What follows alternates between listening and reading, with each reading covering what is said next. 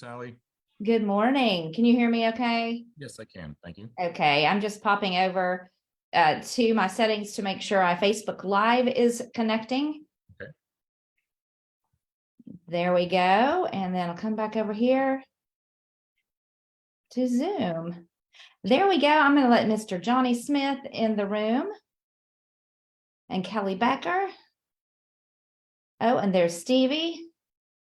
Hey, good morning. Good morning, you guys. Wow, I had a lot of people popping on. I love it. Happy Monday morning to you. Start in our Zoom. He understands. Good morning. Good morning. The operations manual, definitely, but Well, you know, there I was is somebody breaking that multitasking down. right there, isn't? We're gonna mute. Let's see if I can mute you. Just kidding. There we go. We've got a mute now. Good morning. Happy Monday Motivation. We are working on 10 pages today, pages 43 through 53 in the One Thing book, and talking about the lies. And we know our question that we've been asking ourselves, and I'm just curious if any of you have been asking this question: what is the one thing that I can do, such by doing so anything else will be easier and unnecessary? Anybody have that written anywhere so far? Just curious. At home, at Facebook Live, wherever you are, put it in the chat that you've been thinking about it. If you haven't, maybe go and get in the book and write that down somewhere, put it somewhere as a Post-it note to remind yourself, because it's a habit, right? Doing the focus thing. So we talked about last week, the first lie about success and that is everything matters equally. And we found out that that's not happening, that everything does not matter equally when it comes to focus and it comes to results, except that in the real world, we really want, justice and human rights to matter equally, right? But that's a little bit different than focusing on your goals and your results. So let's talk about multitasking. How many of you have already today multitasked in some level, getting ready in the car? I mean, I'm just raising my hand, okay, so we do it. And one prime example for me that in my head, I'm going, this is not really effective, is brushing my teeth while running to get something else at the same time or do something at the same time. It's not very effective. It doesn't get me my teeth brushed faster, right? If I just focused on that, I could get that done and move on to the next thing. But for some reason, we are programmed to thinking that doing more than one thing at once is effective. So, so doing the most important thing is the most important thing. Why would you try to do something else at the same time?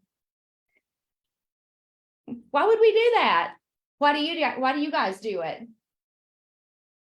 This is all skate, as Jay says. I think out of necessity. Accomplished. Go ahead. Get more things accomplished. Yes, makes sense, right? That we want to be arrested. So, do some people wear a badge? Like, have you ever seen on a resume, or have you ever put on a resume? It might even be on one of those programmable resumes, like a drop-down thing of words you can talk about yourself, right? Let me tell you what your mission statement is. Maybe one of them is, I'm great at multitasking. Has anybody ever won a trophy for that, or a self-proclaimed trophy of multitasker that you're like, I'm really proud of how much multitasking I did today. I got so much done. The thing is, do you really do it at the highest level? Like, multitasking is merely the opportunity to screw up more than one thing at a time. Isn't that true?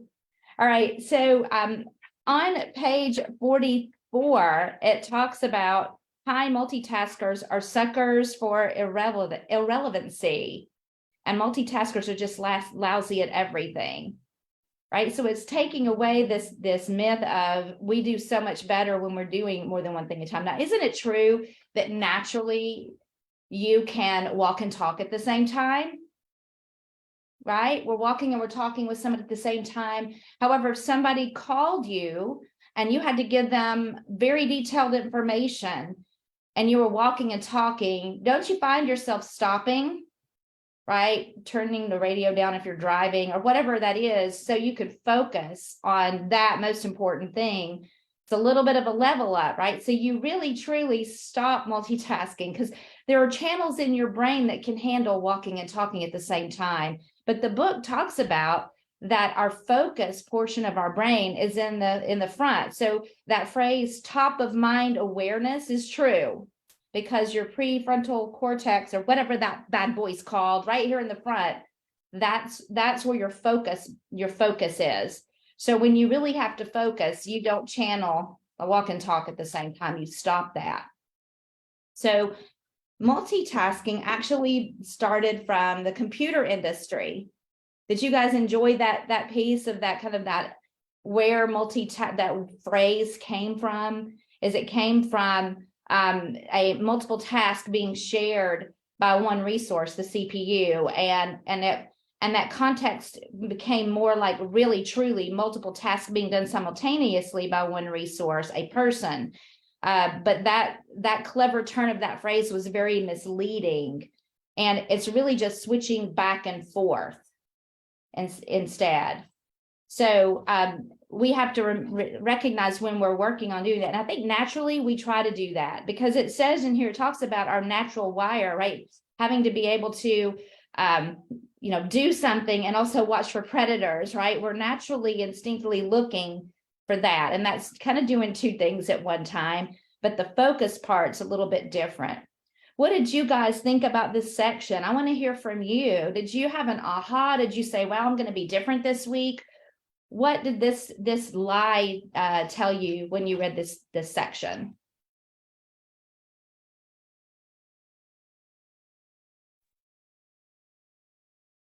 Oh. Go ahead. I think for me, my biggest issue is just looking at my phone and feeling that I need to respond immediately. And that's what will get me into multitasking rather than just focusing on I'm doing this to completion, because I always have my best days when I'm focused and I'm not letting my clients distract me until I've carved out time to move to that client. Okay, I love that. And I think everybody listening to this, including myself, we do that because now it's even leveled up more, CB. Not only is it clients texting, but it's my notice from Apple News dinging in the very beginning of the day, telling me, guess what's happening in the world, right? Yeah. Right. When you're looking at your text messages or notices coming down on your phone telling you that world market is 20% off. I mean, that's what my phone is doing. And even if you don't click it, it distracted you for a split second, didn't it? I did. It took your brain away from whatever it was. Like sometimes when I'm trying to do something on my phone, I feel like they strategically pop that down there so I'll accidentally hit it because I was doing something else. Does anyone else think that? It's craziness how much stuff we have. So what can we do about that? What are some strategies to help us get out of that? Because I heard you say, Stevie, your best days, you feel really good when you're focused and you don't let that drive your day. How do you get to that?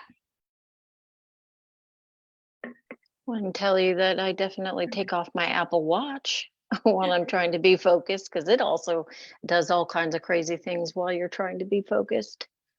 It tells you to stand up. Yes, stand up. It dings at you. It'll notify you if somebody posted something on Instagram if you have notifications enabled. So how are you supposed to get anything done? So if I'm doing like prospecting, the phone is somewhere else and the watch is not on. Okay, well, so there's where your solution is looking at your notifications, de-notifying yourself of all of the things, all the devices, and putting yourself in a place where you're not switch tasking, because it's going to happen. You're going to have knock, knock, knock. I got to tell you about this, right? You're going to have, I've got pants on fire with your clients. You're going to have all the things. So, and we sometimes I think we like those to pop up, especially if you don't love lead generating or prospecting and you're doing it, right? You're doing it. And inside this little thing goes, oh, hey, yes, I want to help you, or I want to take your text about 123 Main Street because I don't really want to do what I'm doing right now. And I've got to help someone, right? I'm the champion. So those things are for real. And we absolutely have to pay attention to how do we stop our multitasking selves to do one thing that's the most important thing. And this is really about doing the most important thing, not everything, but the most important thing. So we bounce back and forth, and it says what are the potential tragedies is that people are trying to do too many things at once and forget to do something they should do. So it's all the things. Remember the checklist that we're like, I admitted, I add stuff I've already done so I can check it off, right? When I make my checklist. Oh, I'm going to add a couple of extra. So it's the big checklist thing that we've got on our plate that we were like, I can get all of it done if I multitask. I can make it happen. So we think we can, so we think we should.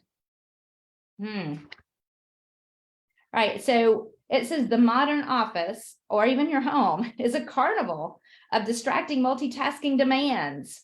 So when you try to complete a project and someone has a coughing fit in a nearby cubicle or asks for a lozenge, that's a distraction and a multitask, right? So you're constantly getting those things. Listen to this. I highlighted this one. Researchers estimate that workers are interrupted every 11 minutes and then spend almost a third of their day recovering from these distractions.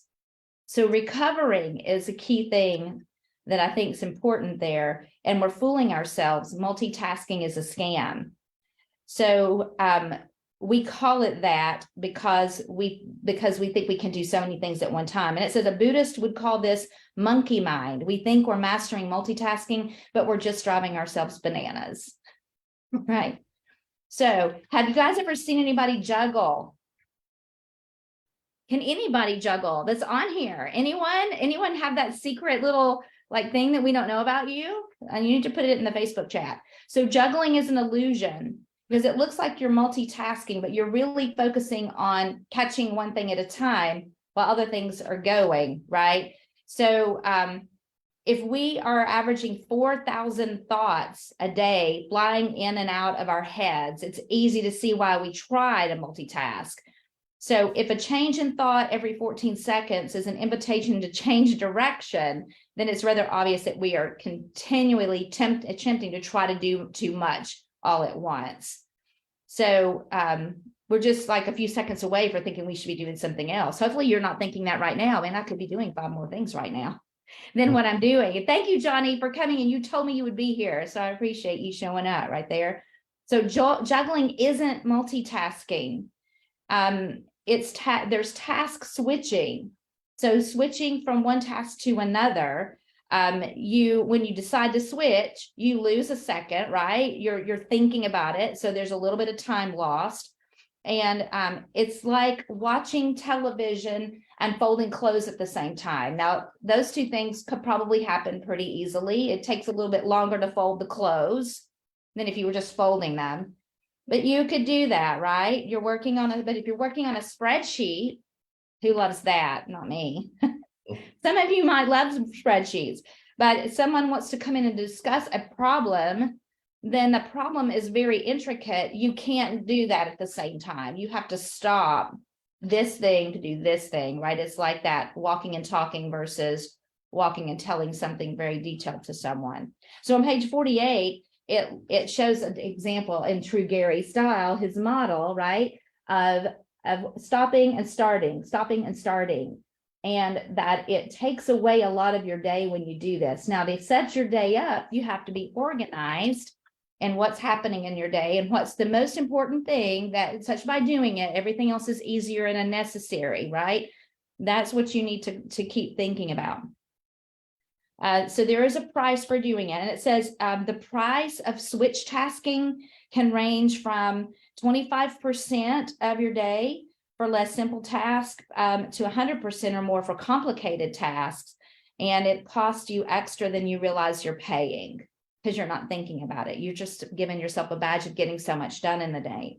So the brain channels are there and they process things differently. So that's where that frontal cortex comes into play. Now, isn't it true? Do you guys want your surgeon is going to do surgery on you to be looking at his text messages while he's doing open heart surgery? That was an aha on this page. It's like, heck no, we would be so up in arms if we found out that they were doing that. And that's why we have an issue, because they messed up, because they couldn't do all of it well. So what we would want them to pay the price of that, right? They're going to be called on the carpet and be talked to and whatever else, lawsuits. So why do we do it in our profession with our clients and their things that are going on in our business? I thought that was a really cool aha. There's some people we just don't allow multitasking in their job, right? So what do you guys think so far through this part of it? Have you thought about your week this week? And are you going to put down your multitasking badge and your shirt that says, I am a master multitasker? What about it? Speak to me, guys. Hey, Sally, something that Jessica Fields has been working on with me is trying to prioritize my tasks, because I know that you could have a list of tasks and you get distracted. Sometimes there's things that you need to immediately address, but I need to have a ranking of all my tasks so I know that I can get the things done that I have to get done for that day. Yes, I love that. I think that's wonderful. And I know that maybe, I don't know how you're doing that, if you're color coding them or creating specific tags in Command or task notifications. But I think that is absolutely great, because you've got that huge list and you want to put your 20% and your one thing, you're going to sort that out, because you feel like Stevie said, she felt wonderful. Like you feel really good when you know you've done the one thing you're supposed to do that makes you move forward in your business to be successful. I love that, Boo. How's that going? Is that working for you? I'm still trying to implement it, but it is definitely helping. I rank everything. So for my day, I put a number next to that task so that I know which ones need to be done. And then anything that doesn't get done gets carried over. That's because it's not a pants on fire thing. It's just a thing that needs attention, right? I love that. Anybody else? How are you doing that every day since you've started the one thing? I like to start either the night before or early the morning of, before I get started on everything, and at least go through, okay, what do I have going on in business? What's that going to look like? What do I have to get done? And then either build it into my calendar directly, or I'll have my list similarly there so that I can stay on track. I know exactly where I'm going, and I've already pre-planned for a lot of the things that may be popping up. Okay, you've got some time to handle the surprises. Yeah. I like how you put it somewhere, right? Do I have to answer that thing that pops down right now, or can I put it over here? And how do you guys tell your clients and customers what your standards are in your business of how you get your one thing done? And most of the time, the one thing is, right, looking for new business, right, and finding new prospects. So how do you set that up for them? So when they are like wanting you to talk to them all day long randomly about different things, that they know that you handle business a certain way. Do any of you have a system in place for that?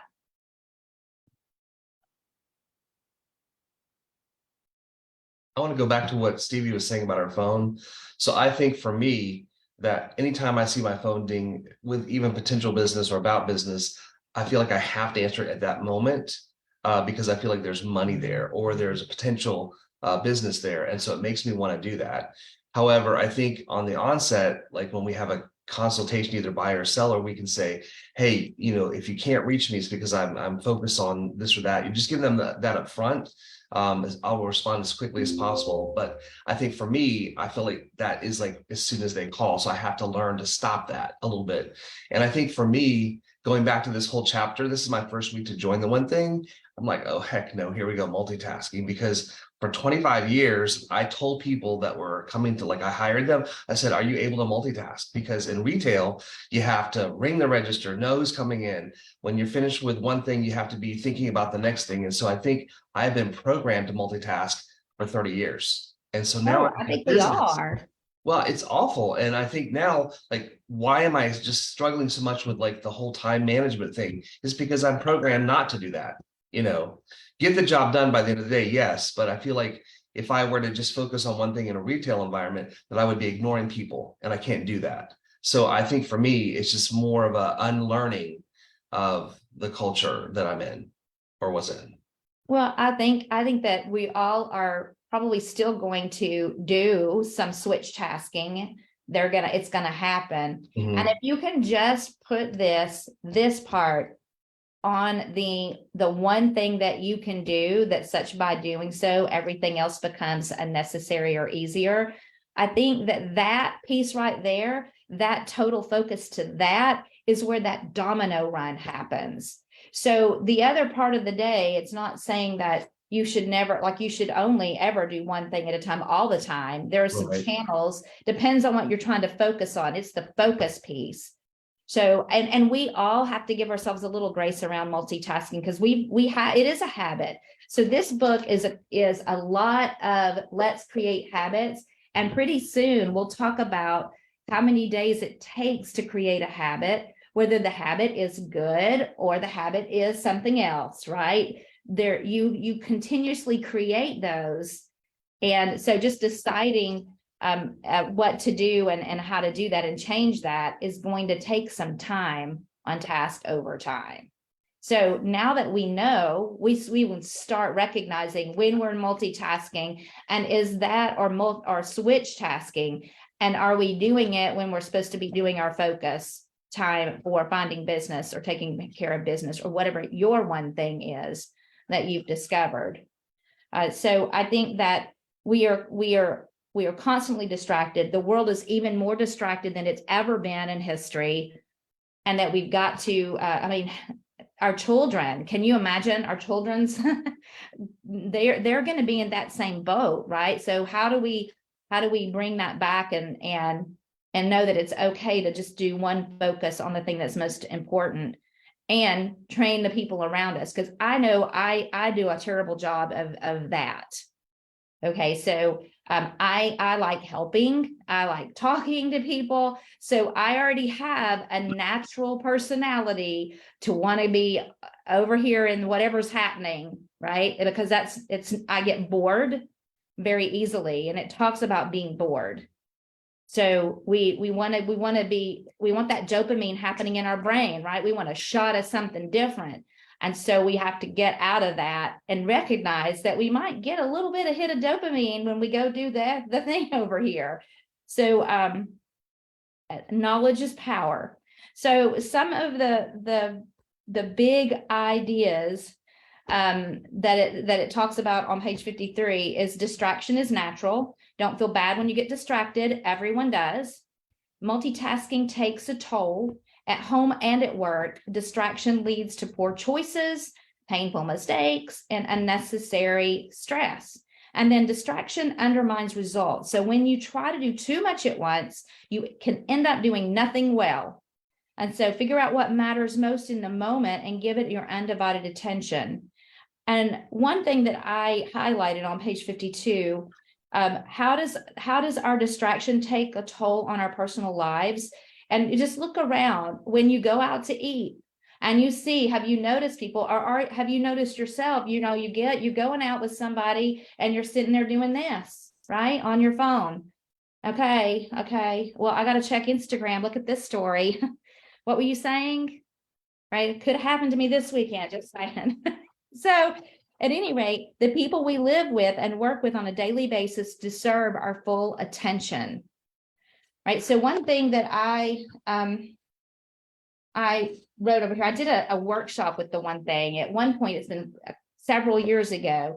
And a task that you can try when you get off of here is set a timer, maybe for 30 seconds, and write 1, 2, 3, 4, 5, write as many numbers sequentially as you can, as fast as you can, and try to beat the clock. How many numbers can you write down? Boom. Then you stop when the clock stops. Then you write A, B, C, D. See how many you can get through in that 30 seconds. Then you are going to set the timer again, and you're going to switch 1A, 2B, 3C. And you're going to try to write them as fast as you can that way, and see how much time it takes you because you're switch tasking, right? And it shows you that it's hard to do. And some of you said challenge accepted, Sally Jean. I'm going to do that and show you difference. Who said that right now? I just want to know. All right. So I have written down who, and I underlined who, do I let down when I let myself down? I've got a big list. Who do I let down when I let myself down? That's a really great question. So don't take the opportunity to screw up more than one thing at one time this coming week, and watch yourself and see how you switch tasks. I'm going to do the same because, I mean, the prime example I told you is I always pay attention. I'm going to brush my teeth and run and put my jacket on. Well, really, that's not very effective. So, and then you get toothpaste on your clothes. So these things happen, right? That's a small example, but what is it doing to your business and your lead generation time and your focus time on being purposeful, on getting the number of listings you want to get for the month, or, adding some more people to your pipeline because you just looked up and you've had a fantastic month and you've had the 5 or 6 on the books, and then there's nothing in the pipeline for July and August. What's going on, right? What are you doing? Are you not focusing? And I say this to myself, okay, because you guys, I told you it helped me to go through the Millionaire Real Estate Agent with you. So it helps me to go through the one thing with you because I'm in the seat with you. I'm on the bus with you with all of this. So we can see each other and know each other, the things that we're going through, because we all do it. So how can we get better? How can we get out there and get more listings? How can we make our business better? Because it affects the list of people that you wrote down. When I let myself down, who else am I letting down, right? So I know we're going to have a fantastic week because this week is the 15th protocol is in this week. Do you guys know what that means? Have you ever heard the 15th protocol? The 15th of the month, you're halfway through your month. Where are you in the month? Are you behind? Are you ahead? What does that look like? Because then it'll go by fast. So we always, Jay and I in the hallway, we talk about 15th protocol. Where were we? We're in the middle of the month. What do we need to do different? Because the way the month is, front load your month, all those things. So let's make it a great week. And next week, we're going to talk about a disciplined life. Who else is dead? I need to be more disciplined. Anybody besides me? Okay. Okay. We're going to talk about that because we're all getting better together. So I know you're going to have a fantastic week, and thanks for hanging out with me today. Love y'all. See you, Sally. See you, everyone.